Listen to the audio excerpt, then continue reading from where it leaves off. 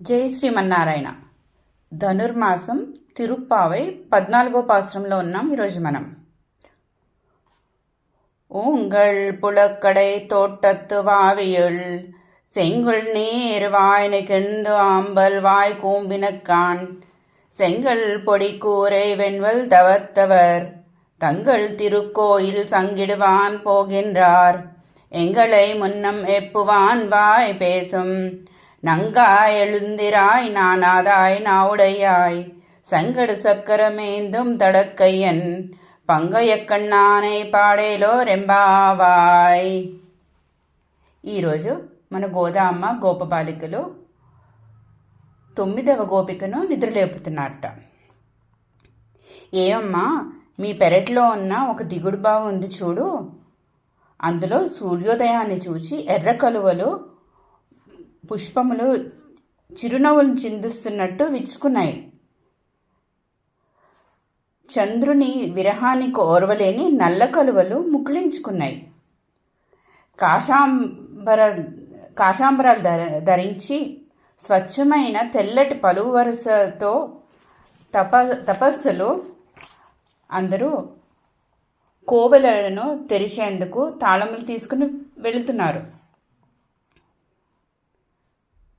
ఆరాధన సమర్పించుటకై ప్రయత్నంలో ఉన్నారు వారు. పరిపూర్ణిరాలు వలె మేము లేవక ముందుగానే మమ్మల్ని లేపుదాను వాగ్దానం చేసావు కదా, చాలే ఇకనైనా లేచిరా అమ్మా, బొత్తిగా బిడియం లేదా నీకు? మాటలాడుట్లో మాత్రం చక్కగా నేర్పరివి, ఆ నేర్పరితనం పనిలో చూపించవు.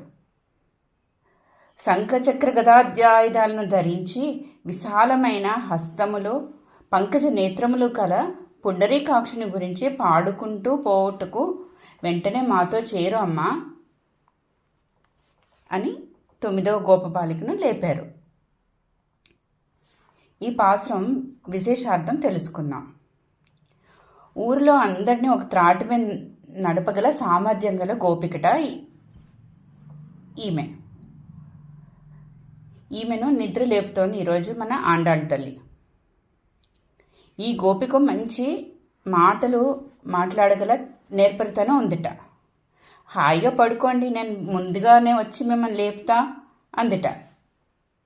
కానీ ఆ వాగ్దానం మర్చిపోయింది.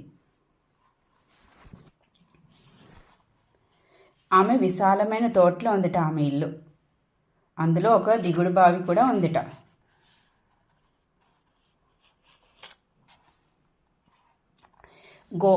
మన గోదామ్మ గోబాలికలు చెప్తున్నారు, చూడమ్మా ఎర్రతామరలు వికసించాయి, నల్ల కలువలు ముకిలించాయి అని. అయితే ఆమె లోపల నుంచి సమాధానం ఇస్తోందట, మా ఇంటికి చేరిన సంతోషంలో మీ ముఖాలే కందిపోయి ఎర్రగా వికసిస్తున్నట్టున్నాయి. నేను రాలేదన్న బాధ వల్ల కనులు మూసుకోగా కలువలు అనుకున్నట్టున్నారు మీరు నా కళ్ళను చూసి అందిట. మీ పెరట్లో చూసుకోమ్మా అన్నారట గోదమ్మ గోపబాలికలు. అయితే ఈరోజు పాశ్రంలో మన గోదమ్మ గోపబాలికలు ఎవరిని ఊహించుకున్నారంటే, తోటలో ఒక గోపబాలిక వేరేస్తుండగా శ్రీకృష్ణుడు వెనుక నుంచి వచ్చి ఆమె కళ్ళు మూసి నా సన్నివేశాన్ని, అంత ఆహ్లాదకరమైన సన్నివేశాన్ని ఊహించుకుని శ్రీకృష్ణుని గురించి, ఆ పుండరీకాక్షుని గురించి పాడుతున్నారట మన గోదామ్మ గోపబాలికలు. ఆ విధంగా నిద్రలేపుతున్నారట.